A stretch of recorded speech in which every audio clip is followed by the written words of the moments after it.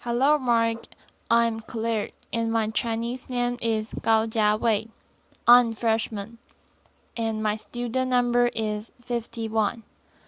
The speech title is When We Design for Disability, We All Benefits, and the speaker is Elise Royal. I will never forget the sound of laughing with my friends.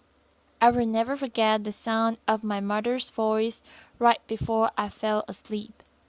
And I will never forget the comforting sound of water trickling down a stream. Imagine my fear, pure fear, when at the age of 10, I was told I was going to lose my hearing. And over the next 5 years, it progressed until I was classified as profoundly deaf. But I believe that losing my hearing was one of the greatest gifts I have ever received. You see, I get to experience the world in a unique way, and I believe that these unique experiences that people with disabilities have is what's going to help us make a design a better world for everyone, both for people with and without disabilities. I used to be a disability rights lawyer, and I spent a lot of my time focused on enforcing the law, ensuring that accommodations were made. And then I had to quickly learn international policy because I was asked to work on the UN Convention that protects people with disabilities. As the leader of the NGO there, I spent most of my energy trying to convince people about the capabilities of people with disabilities. But somewhere along the way, and after many career transitions that my parents weren't so happy about, laughter, I stumbled upon a solution that I believe may be an even more powerful tool to solve some of the world's greatest problems, disability or not. And that tool is called design thinking. Design thinking is a process for innovation and problem solving. These are 5 steps. The first is defining the problem and understanding its constraints. The second is observing people in real life situations and empathizing with them. Third, throwing out hundreds of ideas. The more the better, the wider the better. Fourth, prototyping, gathering whatever you can find to mimic your solution, to test it and to refine it. And finally, implementation, to ensuring that the solution you came up with is sustainable. Warren Berger says that design thinking teaches us to look sideways, to refrain, to refine, to experiment, and probably most importantly, ask low, stupid questions. Design thinkers believe that everyone is creative. They believe in bringing people from multiple disciplines together because they want to share multiple perspectives and bring them together and ultimately merge them to form something new. Design thinking is such a successful and versatile tool that has been applied in almost every industry. I saw the potential that it had for the issue I faced, so I decided to go back to school and get my master's in social design. This looks at how to use design to create positive change in the world.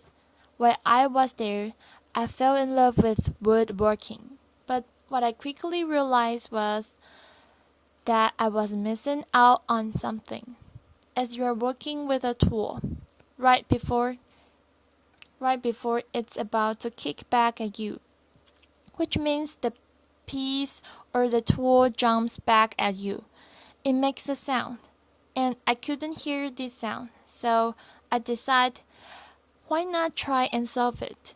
My solution was a pair of safety glasses that were engineered to visual alert the user to pitch changes in the tool.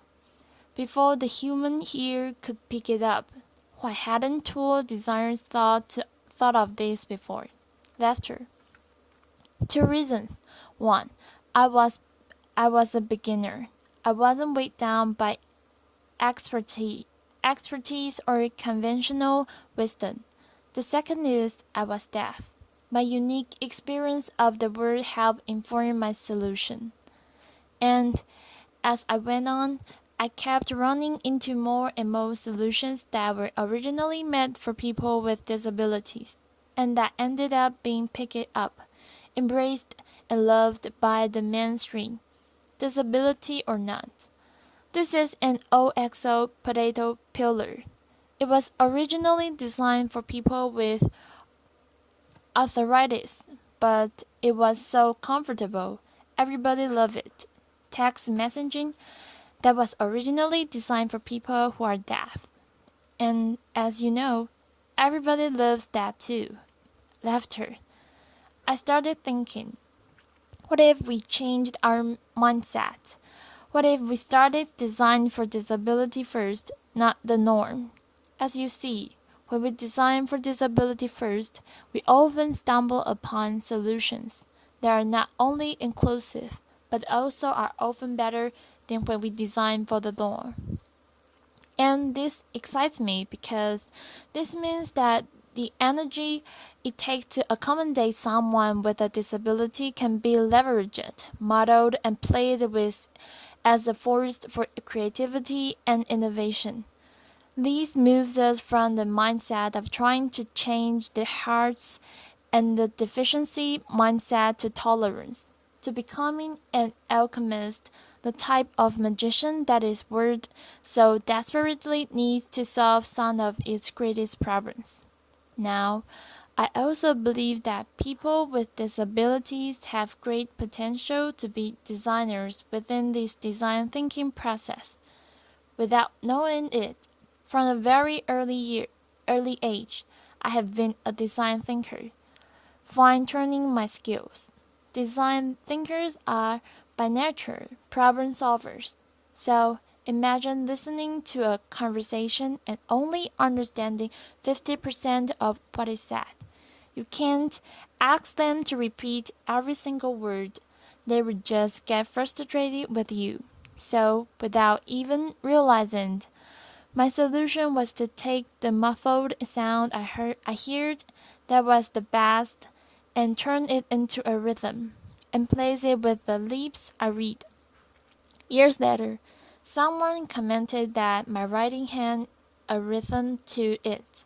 Well, this is because I experienced conversations as rhythms.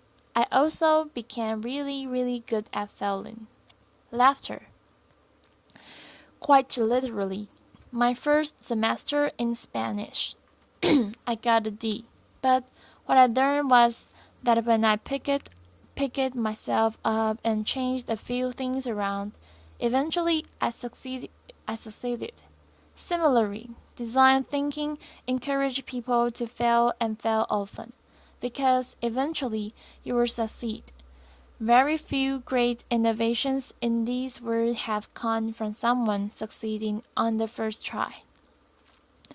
I also experienced these lessons in sports. I will never forget my coach saying to my mom, if she just didn't have her hearing loose, she would be on the national team. But what my coach and what I didn't even know at that time was that my hearing loss actually helped me excel at sports. You see, when you lose your hearing, not only do you adapt your behavior, but you also adapt your physical sense.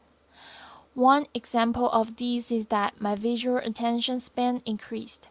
Imagine a soccer player coming down the left flank.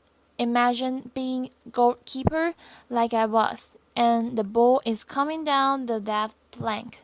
A person with no more hearing would have the visual perspective of this. I had the benefit of a spectrum this wide, so I picked up the players over there. They were moving about and coming down the field. and I picked them up quicker, so that if the ball was passed, I could reposition myself and be ready for that shot. So as you can see, I have been a design thinker for nearly all my life. My observation skills have been honed so that I pick up on things that others would never pick up on. My constant need to adapt has made me a great ideator and problem solver, and I have often had to do this within limitations and constraints. This is something that designers also have to deal with frequently. My work most recently took me to Haiti. Design thinkers often seek out extreme situations because that often informs some of their best designs. In Haiti, it was like a perfect storm. I lived and worked with 300 deaf individuals that were relocated after the 2010 earthquake. But 5.5 years later, there still was no electricity. There still was no safe drinking water. There were still no job opportunities. There was still rampant crime, and it went unpunished. International aid organizations came one by one, but they came with predetermined solutions. They didn't come ready to observe and to adapt based on the community's needs. One organization gave them goats and chickens, but they didn't realize that there was so much hunger in that community that when the deaf went to sleep at night and couldn't hear, people broke into their yards and their homes and stole these chickens and goats, and eventually they were all gone. Now, if that organization had taken the time to observe deaf people, to observe the community, they would have realized their problem and perhaps they would have come up with a solution. Something like a solar light, lighting up a secure pen to put them in at night to ensure their safety. You don't have to be a design thinker to insert the ideas I have shared with you today. You are creative. You're a designer. Everyone is. Let people like me help you. Let people with disabilities help you look sideways and in the process solve some of the greatest problems. That's it. Thank you. Applause.